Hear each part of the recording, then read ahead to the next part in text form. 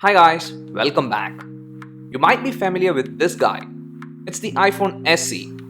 It's the last 4-inch iPhone that Apple is still selling. Well, it's not available everywhere, but in India you can get it. And the price has also gone down. At the time of uploading the video, the pricing in Flipkart is approximately 17,000 Indian rupees for the 32GB variant.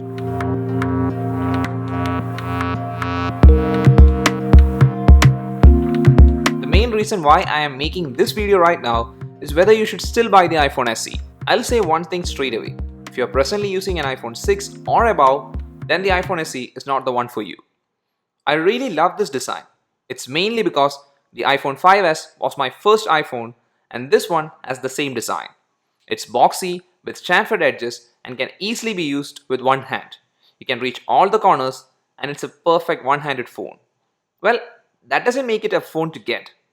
So to find out whether you should buy the iPhone SE, I'm going to check whether it will tick all the necessary stuff to make it a phone which you can use daily. And for that, I'm going to consider 5 factors, which are the design and display, the second one being hardware and performance, the third one is the camera, fourth one battery, and fifth one is the price and the competitors. So first, let's check the design and the display. As I said in the beginning, the design of the phone is still good. It has a classic look. The main body of the phone is made of aluminium with 2 small glass portions on the top and bottom of the rear. There is only a single camera on the rear with a dual tone flash, and you get the rounded volume buttons, and the power button is on the top and they are all metal. You also get the mute switch.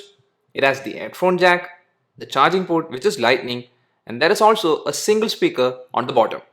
Now this speaker is average.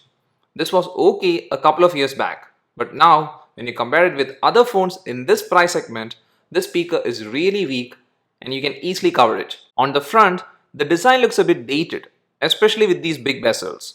The display is a 4-inch IPS LCD display and the display is too small. And for me, it was tough in the beginning because I'm using big screen phones. But I got used to it, but still there is a problem. I mean, if you watch a lot of videos on your phone and you were using a phone with big display, then don't even think about getting the iPhone SE. For the display quality, it's fine for today's standards. The pixel density is 326 and the resolution is below 720p. Now the viewing angle is okay and the colors are also just fine. That's expected because this is the same display Apple used way back in 2012. Now there is no 3D touch in the iPhone SE, but that's not a big deal because it doesn't provide much functionality. Overall, you won't be disappointed, but do keep in mind that the display is really small and the quality is also average at best. You also get a home button here and it has the Touch ID. Now this is the first gen Touch ID and it's a bit slow. It works and functions well, but still it's not a fast one. Then there is the front camera, sensors and the earpiece. The earpiece is still a good one. If you do a lot of calls, then the earpiece is clear and sufficiently loud. So overall, for the design and display, even though I love the design of the iPhone SE and the design it still holds well for 2019, the display of the SE is a letdown. Second important factor for a phone is the hardware and performance. The internal hardware used in the SE is still performing really well. I'm not going to bore you with the specs, but if you're curious, you can read it here.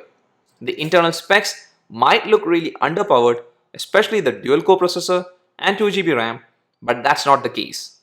Even though the phone was launched in 2016, the performance is still pretty good, especially after getting iOS 12. Everything feels smooth and day-to-day use like navigating through menu, loading apps, everything is still good. Even you can play high-end games and it still runs without any hiccups. Now at times you might notice some frame drops, but the iPhone SE surely performs better than some of the other phones selling for the same price. And surely this one will get the next major iOS update and maybe even 2 major updates. So for hardware and performance, the SE is still good and you won't be disappointed. Next is the most important thing, and that is the camera. There isn't any fancy dual camera setup here and the camera is flushed, which is a real good thing. I don't get why Apple's new iPhone's camera protrudes out.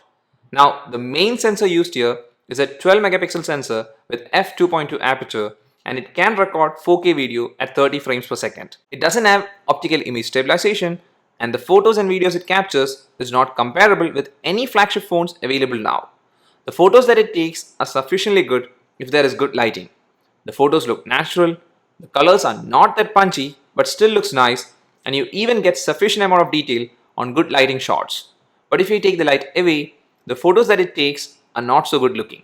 You can see a lot of grains, and overall the shots at night or the shots which are not well lit looks average. A couple of things like the shutter speed is still good, and also the autofocusing is still fine. And for the videos that SE captures are also still fine. But the front camera is not at all good. It's a weak 1.2 megapixel camera with f2.4 aperture, and it just records 720p video at 30 frames per second. The shots that the front camera captures are bad. So overall, the camera is not that good even in this price range. I mean, there are certain other phones in this price bracket which has much better camera, especially the front camera. The next thing we are going to check is the battery. The battery capacity of the iPhone SE is 1624 mAh, and for me, it lasts a day. I pretty much use my phone a lot every day for things like calls, messages, videos, and light gaming. And still, I can make it through a day. It's mainly because the screen is small and the software optimization is good. It's generally like this. If you're a heavy user or even an average user, you need to charge the phone every day. But if you're a very light user, you can use it maybe 2 days. Still, I am happy with the battery life, and I will say the battery life of the iPhone SE is good. And finally, let's check the price and other competitors. Well, I've already said that the pricing is around 17,000 Indian rupees, and for this price, even though it's a well-built phone with great design, one-handed form factor, good performance, and good battery life, the display is a letdown and the camera is just average. And there are some other phones which offer much better specs at this price, and one of them is the Poco phone. Now, even though I didn't personally use the Poco phone, it has great specs and a lot of positive reviews. So who should buy the iPhone SE? I think there are two categories of people who can get the iPhone SE. The first one is if you really want an iPhone and your budget is less than 20,000 Indian rupees and you don't mind the screen size, then you can get this and use it as your primary phone.